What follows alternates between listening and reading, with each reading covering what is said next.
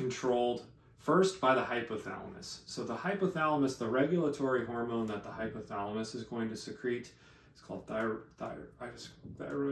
regulating hormone, TRH, thyroid regulating hormone. Now, that's going to make its way through these vessels into the anterior pituitary, and it's going to stimulate a little bundle of cells to then make something called thyroid stimulating hormone, or TSH. Okay, so we're going to go thyroid regulating hormone, thyroid stimulating hormone. Then from thyroid stimulating hormone, this is going to leave the anterior pituitary, go into the vasculature, and that's going to become our go-to, you guessed it, the thyroid gland, specifically not the posterior side, but the anterior part.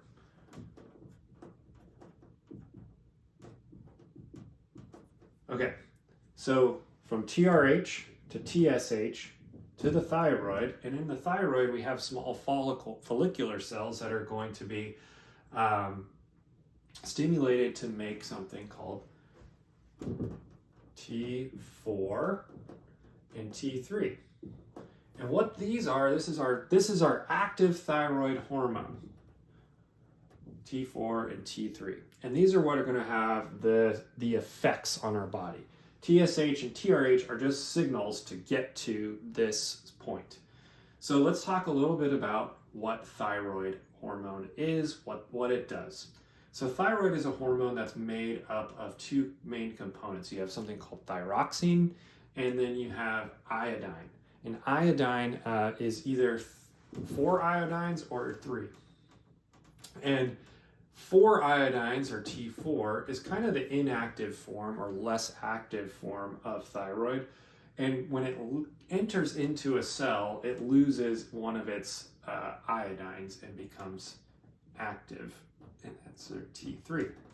So that's really the difference between T4 and T3. Now, I want you to think of hormones in two classes.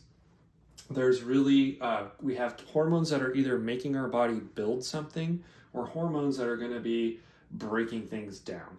And then we kind of have other hormones that don't necessarily build or break things. Those are like our endorphins, our ADH, and things like that. Don't really fit into those two classes. But a lot of the hormones we talk about fit into one of these two categories, is either catabolic, or smashing things, or anabolic, building things up.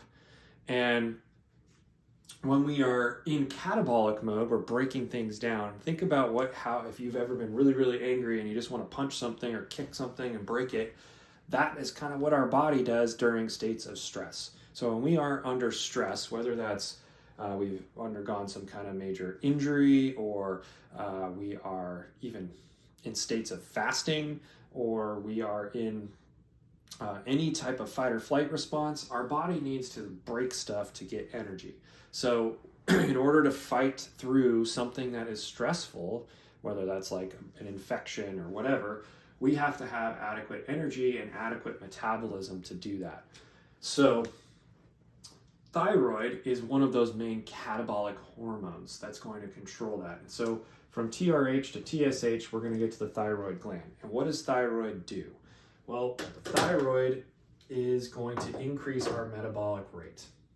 What the heck does that mean? So it's going to have some CNS effects. So in the CNS, or central nervous system, we're going to have increased autonomic functions, specifically increased temp. So it's going to tell actually cells in our temperature regulating centers of the thalamus is going to be increased. We need more temperature. And so that's going to help drive the metabolic rate higher throughout our body, because if the core temp is set, if we set our thermostat in our house, to 78 degrees, your heater is going to have to be kicking on and working extra hard to maintain that temperature. And the same thing happens in our body. We turn the thermostat up. Now we're going to have to increase metabolic processes to generate more heat. So we're going to increase temperature. The other thing that we're going to increase is going to be neurotransmission.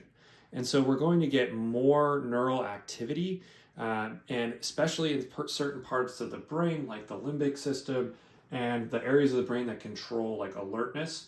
And this can lead to, when you think about when you're stressed, you need to have this hyper aware state, right? So if you can try to solve something or try to be super vigilant, that's a normal response. But sometimes when we have too much thyroid, we can generate severe anxiety, even psychosis, because of this increased neural activity. So, and this is really driven by increased glutamate, increased excitatory neurotransmitter synthesis, which is going to be glutamate, dopamine, our serotonin, other neurotransmitters that are creating positive signals in the brain that are going to stimulate neuroactivity. So increased core temperature, increased autonomic firing of our control centers in the brainstem that are going to increase heart rate, increase respirations, and all of those functions. So that's your kind of your CNS effects. Then in other parts of the tissues, we're going to have a breakdown. So let's talk about musculoskeletal, so muscles and bone. We're going to have increased muscle breakdown.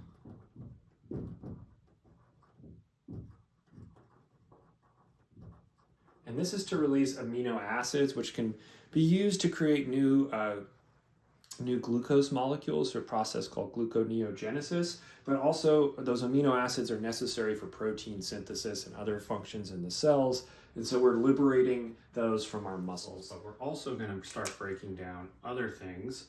And that's going to help be like things like fat. So adipose tissue. Thyroid is going to help increase the amount of fatty acid liberation from our fat cells.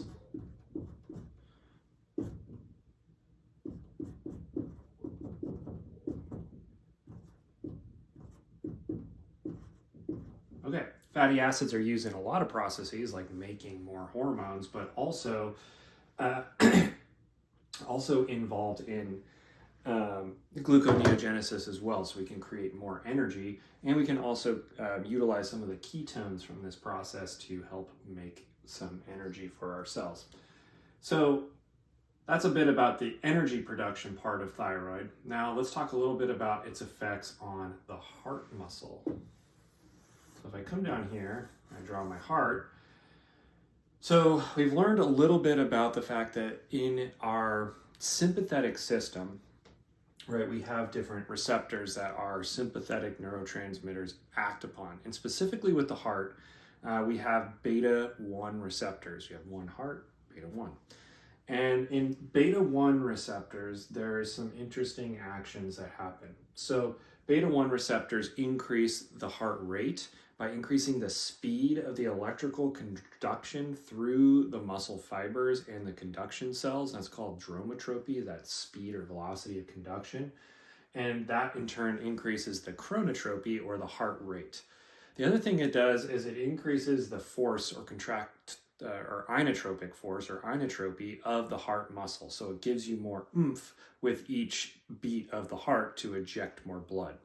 So how does thyroid tie into that? Well, if I have increased levels of thyroid hormone targets the muscle cells in the heart. And if I were to zoom in into, my cardiac myocytes, right? And we have our nuclei.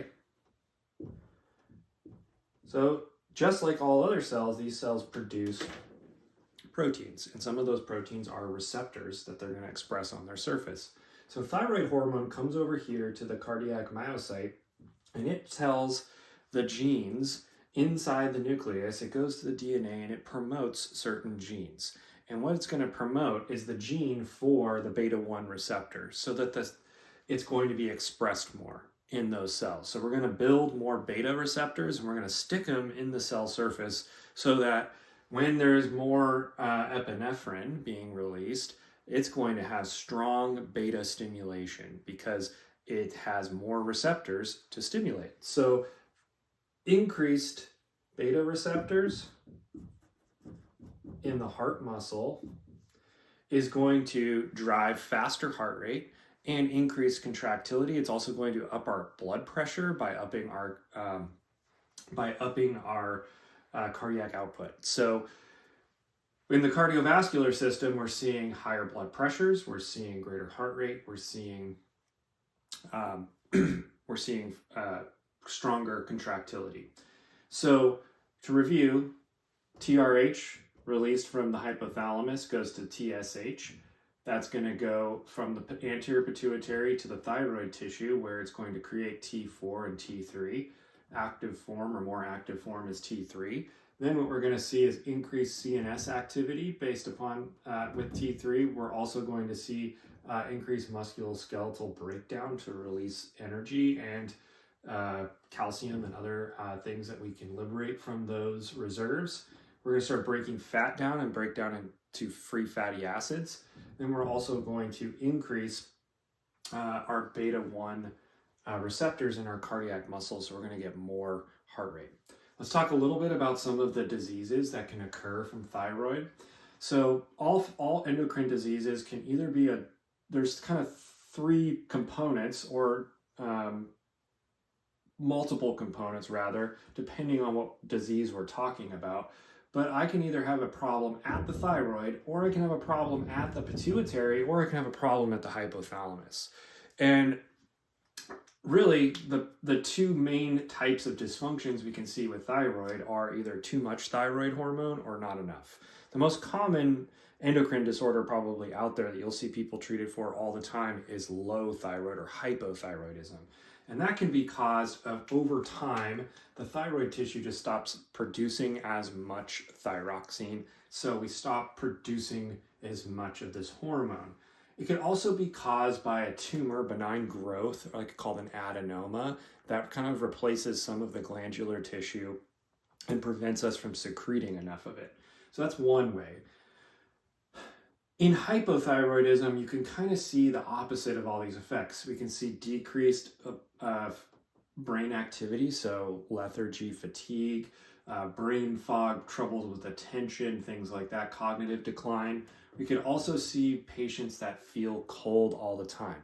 They have really poor cold tolerance when they're always cranking their heat up. If you've ever gone to your grandma's house and she got the heat on 85 degrees and it's 100 degrees outside, that's why it's probably not producing as much thyroid hormone, coupled with some other products of aging like losing fat and all of the losing muscle mass and things like that. But low thyroid will cause that. Other things low thyroid can cause is chronically low glucose levels, so we can have increased hunger. We can also have weight gain because we're not breaking down as much fatty acids, so we can easily gain weight and have difficulty getting rid of weight because our metabolic rate is slower. And then we can also see lower heart rates and issues with cardiovascular function. So hypothyroidism is classified into those categories of, sometimes we call it an autoimmune disorder, or we could also have a problem, like I said, a tumor or some sort of injury to the structures in the brain. Autoimmune disorder of the thyroid, we call that Hashimoto's disease. So Hashimoto's disease is where we have some sort of autoimmune destruction of the thyroid gland and we get that hypothyroidism. Now, low thyroid can become an emergent situation, but it's oftentimes it's not a common emergency that we see low thyroid. Let's talk about hyperthyroidism. So hyperthyroidism, same thing. I can have a disease of the thyroid gland. I can have damage to the other structures in the brain that's causing hypersecretion of TSH or TRH.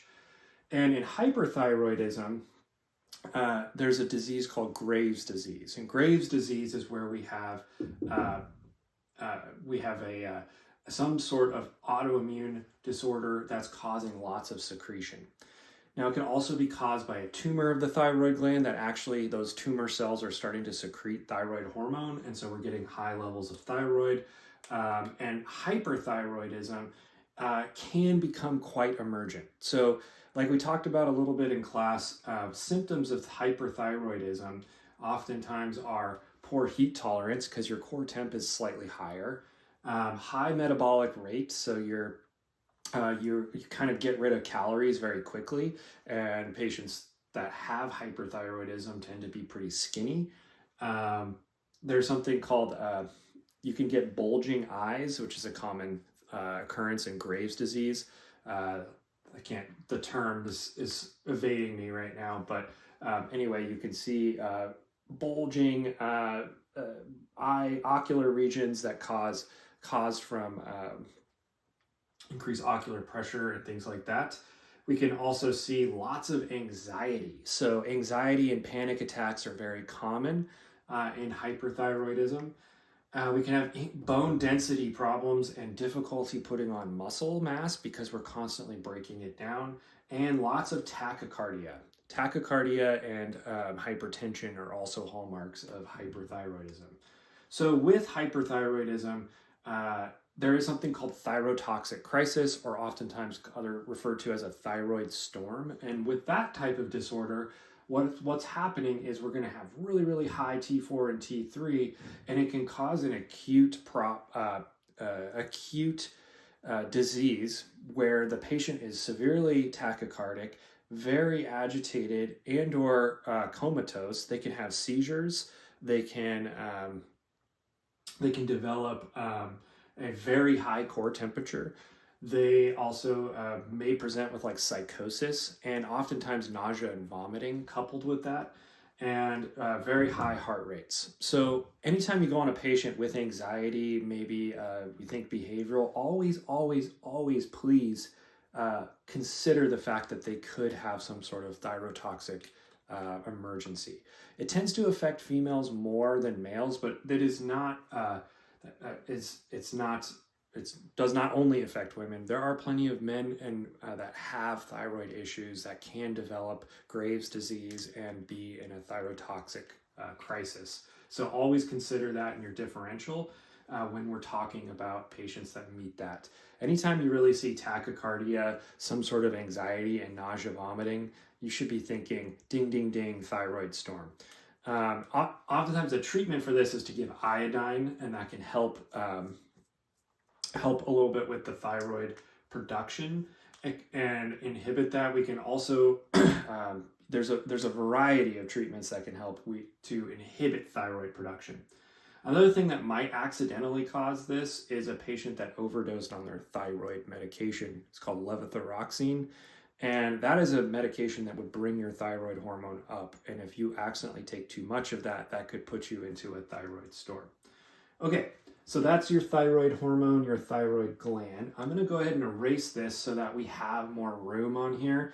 And we're going to talk about the next hormone, and that's going to be our adrenal hormones down here on the kidney. And it's a small little pyramid-shaped structure that looks kind of like this. And it has two layers. It has the cortical layer, which is the layer that is controlled, if we remember from our beginning, it is controlled by the hypothalamus and the pituitary axis. So it works for the company, the factory, that the CEO is the hypothalamus and the middle manager is the pituitary. The medulla, the central part, we'll talk about in this section as well, but it does not get signals. It is not stimulated directly by the hypothalamus. It has control from the sympathetic nervous system, so indirectly controlled by this part of the brain, but it is not controlled through this pathway that we're going to discuss. Okay, so in the hypothalamus, in states when we need hormones released from the adrenal cortex, I guess we should back up and discuss what the adrenal hormones are and what they do, so that way we can have a better understanding of why we would release them. So in the adrenal cortex, we have something called glucocorticoids.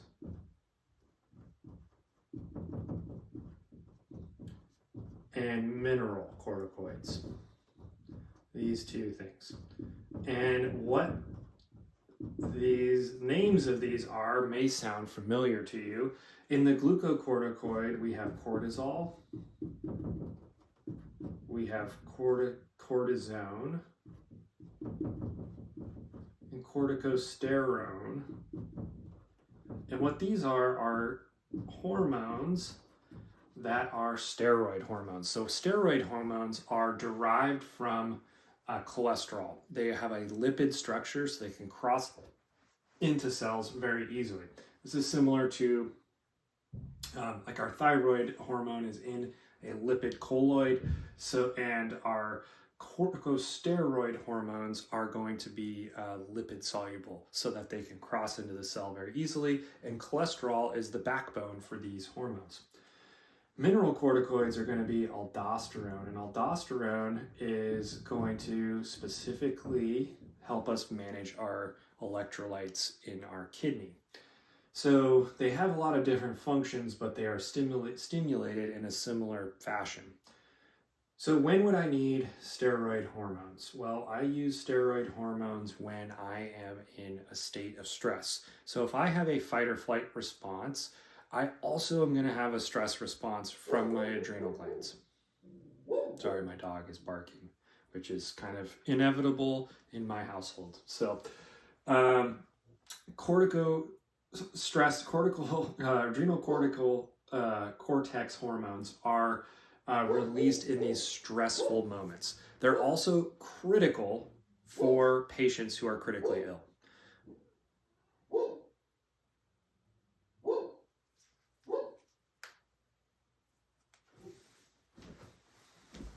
Is it? Shut up. No.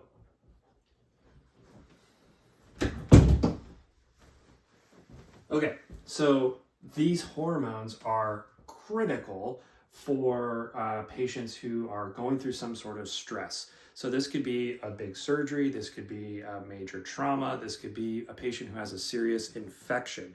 And that latter one, the infection, plays a very important role in both regulating the immune response, but also helping our body be able to get through a stressful event. So how do they do that? Well, just like thyroid hormone, these corticosteroids are catabolic. So they cause breakdown of things to release energy. And that's going to give our body all those things that we need to create new sugars and to create new molecules in our cells to use for other processes. And our mineralocorticoids are released to help us retain fluid and also to help maintain our electrolyte balance during these times. So let's talk about how we get there, and we'll talk about some of the targets of these and their actions. So from the top at the hypothalamus, if I'm undergoing some sort of stress, my hypothalamus is going to release something called corticotropic releasing hormone, or regulating hormone, whatever you want to call it, or CRH. CRH is going to travel through the hypophyseal portal to the anterior pituitary, where it's going to stimulate a follicular cell to produce something called ACTH, which now this hormone is called adrenocorticotropic hormone. And adrenocorticotropic hormone, which is a mouthful to say, will go down to the adrenal cortex and stimulate the cortex of the adrenal gland. And in the adrenal cortex, there are actually 3 layers, and each layer of cell is going to produce a different hormone, either a mineralocorticoid or one of our glucocorticoids. And in those targets, so we'll talk about these first. We talked about cortisol, cortisone, corticosterone. These are hormones that are meant for stress responses, right? So just like our thyroid, they're catabolic. So these are going to go to cause muscle breakdown, right? So musculoskeletal. We're going to have releasing amino acids, just like with,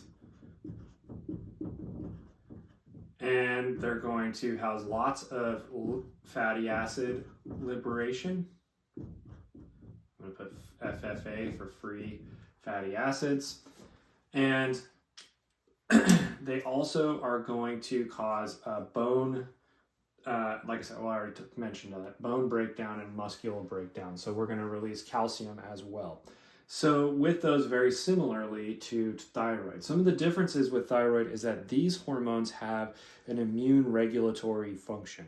So what they can do is in our inflammatory cells, like our mast cells, which degranulate and release inflammatory mediators, well, those cells have to make those inflammatory mediators, and they do that through the same process we learned with mRNA and tRNA and all those that protein synthesis pathway. And these steroid hormones can go and silence some of those genes for those inflammatory mediators to help downregulate our immune response. So very important that we have these hormones. And another thing that they do for us, a little bit different than thyroid, is they can help in our vasculature.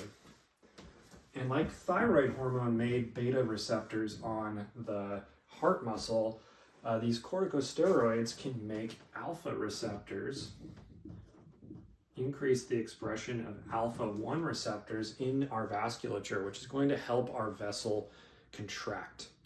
And it's going to help that vessel be responsive to things like epinephrine and norepinephrine. So very important that we have these hormones. So if we can put this into a clinical perspective, let's talk about a septic patient.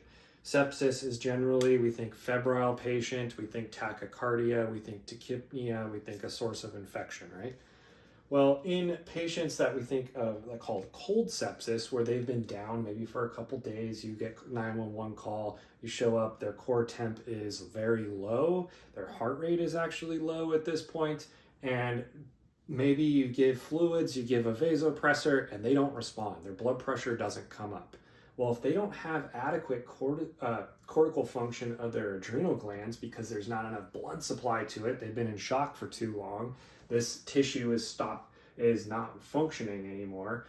Now, guess what? We lose this stimulation in the endothelium to create these, or in the smooth muscle rather, of the vessel walls to produce more of these receptors. And so they go hand in hand, or they have a synergistic effect with our catecholamines. So if in these patients that don't respond to catecholamines, they may be what we call adrenally insufficient. And this is why we carry steroids on the trucks. One of the reasons. The other reason is the anti-inflammatory properties, and we use those in respiratory pathologies to help reduce inflammation. But in adrenal insufficiency, we also can give it to help patients that are in shock respond better to our treatments. So it's very important that we have these hormones. Okay, and aldosterone now is going to be targets, again, back into the kidney, goes to the tubules of the kidney.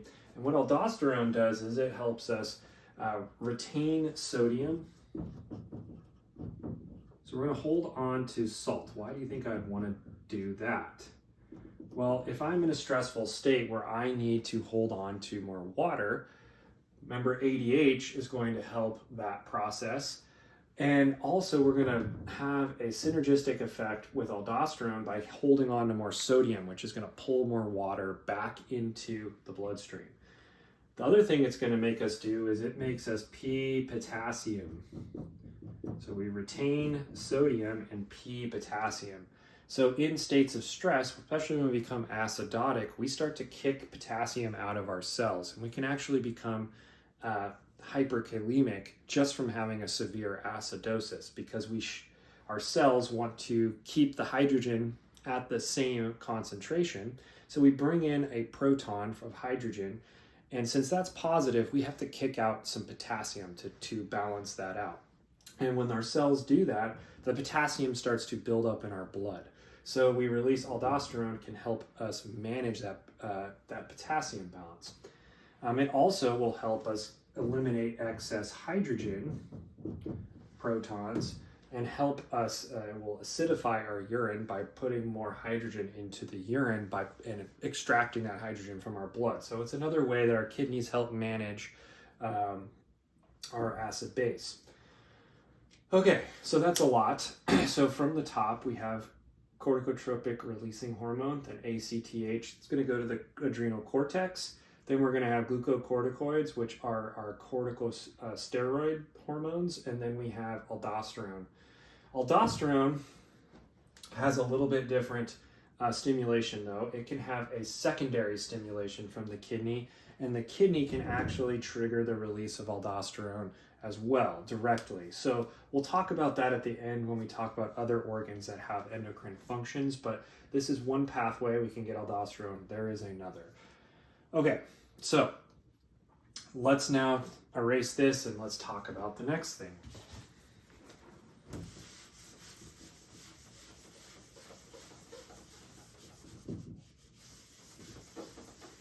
Okay, another very important part of our pituitary gland is growth and regulating development and differentiation of our cells as we sort of move through, especially our young adult ages. So one hormone that we release is going to be growth hormone, releasing hormone or regulating hormone. And this can either this is produced by the hypothalamus, and it can be growth hormone releasing hormone or inhibiting hormone. So we can either have an on-off hormone that comes from the hypothalamus.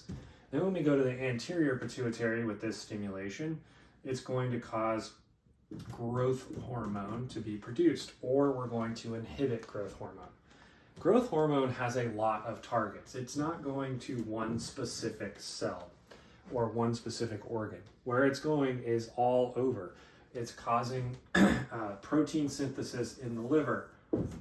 It's going to cause increased bone development. It's going to cause increased muscle development, which is why people like to take growth hormones to try to get muscle growth. Growth hormone is a super important hormone in also as we age in like our teenage years, when we kind of hit those growth spurts. That's regulated by the release of growth hormone, which is going to stimulate stem cells to be differentiated. It's also going to stimulate new proteins, new bone development, lots of muscular growth.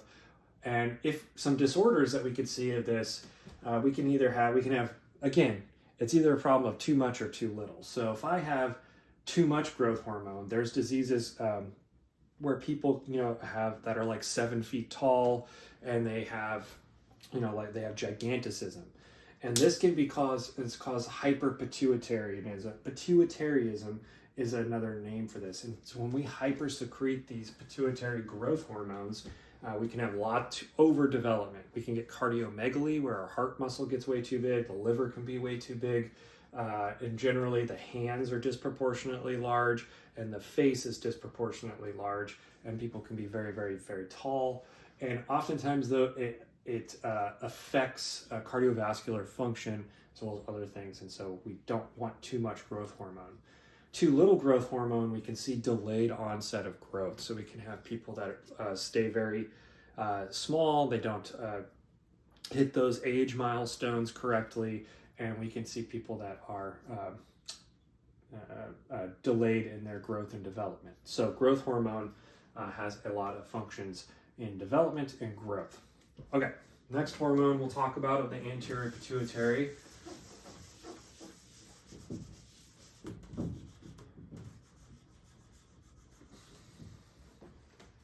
is our gonadotropic hormones. And so in our hypothalamus, we can produce something called gonadotropic releasing hormone, GnRH. And this is going to go to the anterior pituitary, and this time we're going to create a couple proteins. And this is going to be FSH, follicular stimulating hormone, and luteinizing hormone. And these two hormones can get produced by specialized cells, and they're stimulated by these gonadotropic hormones. And these are going to go directly to the gonads, which are going to be the testes and our ovaries, right? And so this is going to play a significant role in the reproductive cycle, specifically in the ovarian cycle of oocyte development and releasing of the follicle and rupture on the surface of the ovary into the fallopian tube during the ovulation. Then it's also going to play a significant role in the development of our gametes, which are our specialized cells for reproduction. So very important hormones. They also are going to stimulate the creation of some of our sex hormones, or estrogen and testosterone, which help develop secondary sex characteristics and help with regulate, again, with our growth and development. So very important hormones, and they play lots of significant roles. And yeah, that's pretty much all we need to know about those at this point. We'll talk more about them specifically as we go on, specifically in reproductive sections as well of this book. Okay, so after gonadotropic hormones, we're going to see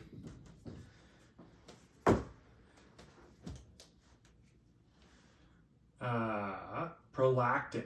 And prolactin is stimulated by prolactin releasing hormone here, and then it's going to be PRL here. And this is prolactin. And prolactin deals with primarily what we understand it to be is stimulating the mammary glands for breast milk development and lactation. There are some roles, it's theorized, in also in male development as well, in helping regulate testosterone and playing significant roles in that. It's very uncommon that we just produce something and it doesn't have any effect. We just aren't quite sure what all the effects are. But it definitely has a stimulation with lactation in the mammary glands. So mammary. And interestingly enough, we talk about oxytocin. This is how we develop breast milk, but oxytocin, when the baby's actually latching on and starting to try to get milk, is what triggers the muscle contraction to empty those ducts. So it kind of works in conjunction with both the anterior and the posterior.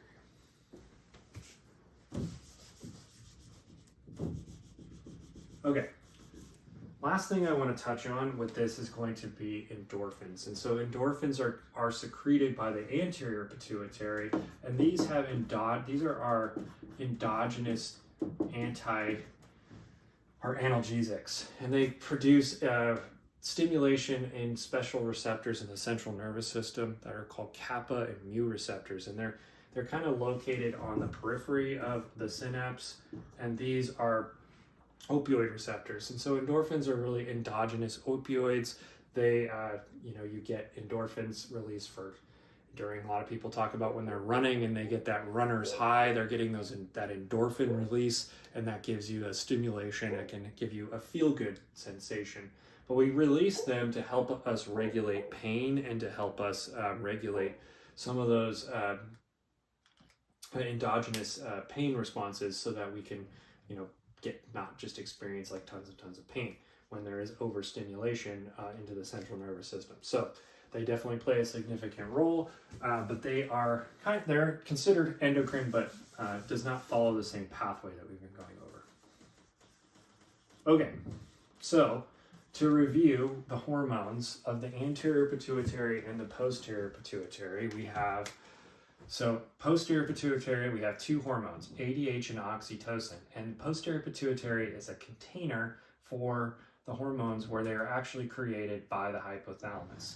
In the anterior pituitary, we release regulating or releasing hormones from the specialized cells in the hypothalamus, and they go to special cells in the anterior pituitary to produce hormones. And these hormones stimulate thyroid, so TSH. They stimulate the adrenal gland, so ACTH. They stimulate growth and development, growth hormone. Stimulate the gonads through follicular stimulating hormone and luteinizing hormone. Then we're also going to stimulate lactation.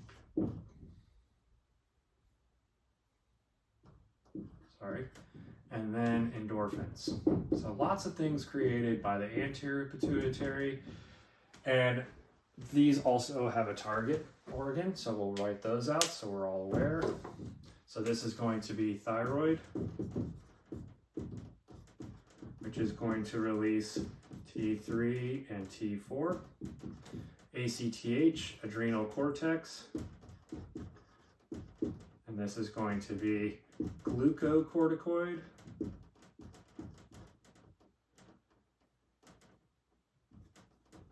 And mineral corticoids, as well as some of our androgens, which help in the development of estrogen and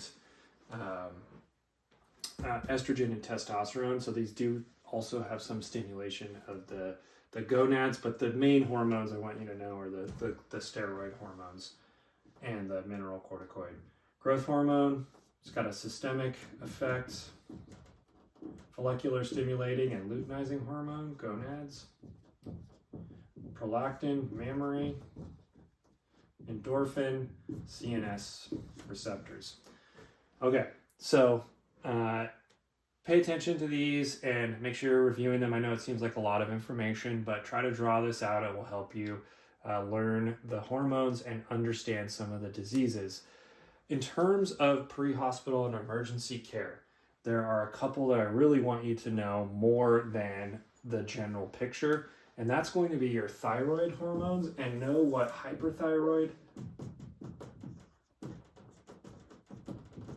looks like and hypothyroid, and know the emergency. So what's the true emergency here that could be life-threatening? And that's going to be your thyrotoxic crisis, where we have way too much T3, T4, and the patient is febrile, agitated, or seizing, nausea, vomiting, hypertensive, tachycardic, all of those things. And then I want you to know what adrenal, really focus in on the adrenal hormones, because these are so important for our critically ill patients, and know what adrenal insufficiency is. I don't think I gave you the names of these adrenal disorders, but let's do that now. So adrenal insufficiency can be caused by damage straight to the adrenal cortex, and that's going to be can be called something not Cushing's disease. Cushing's is hyperadrenalism. Addison's disease. Geez, I could not remember it. So Addison's disease is autoimmune destruction of the adrenal cortex, and that can be someone who has a history of Addison's can end up with very low cortical hormones, even not in a stressful situation, but something as simply as getting sick could trigger them to go into an adrenal crisis. It's sometimes called an Addisonian's crisis. The other one is called Cushing's disease. And Cushing's disease is where we have hyper secretion of adrenal corticosteroids. And this causes abnormal weight gain. It can cause facial hair that's abnormal. It can cause lots of abdominal visceral fat. It can cause hyperglycemia. It's one of our causes of type 2 diabetes, actually, is Cushing's disease. And generally, we don't see like severe emergencies. We worry more about someone who is very insufficient. But people that have hyper adrenal secretion can end up with Cushing's disease. Now, we can trigger Cushing's disease if someone was taking lots and lots of steroids, like we put somebody on prednisone, and they're taking prednisone, and all of a sudden they stop taking that prednisone. Well, their cortex might think they're not needed to make any steroids because they've been taking it endogenous or exogenously through a pill form, right? So when someone's on steroids for a long time and then they stop all of a sudden, they could become adrenally insufficient. And vice versa, starting steroids could actually put someone into a Cushing's-like syndrome because they can have high levels of steroid hormones. So lots of different triggers that steroids could become problematic over time. All right. all of the others, there's not a significant amount of diseases or anything I really want you to pay attention to, but I do want you to know these four. I want you to know Cushing's, Addison's. I want you to know hyperthyroid, which the autoimmune disease that causes this could be called Graves', but also remember overdose of thyroid medications. And hypothyroid is the disease that can cause low thyroid is called Hashimoto's, and low thyroid can be an emergency. It's called a myxedema coma, which is where someone can become very depleted of thyroid hormone. But the main emergency we might see more commonly is severe hyperthyroid. So know those really well and be able to identify those for quiz questions. Have endocrine function that are not something we've talked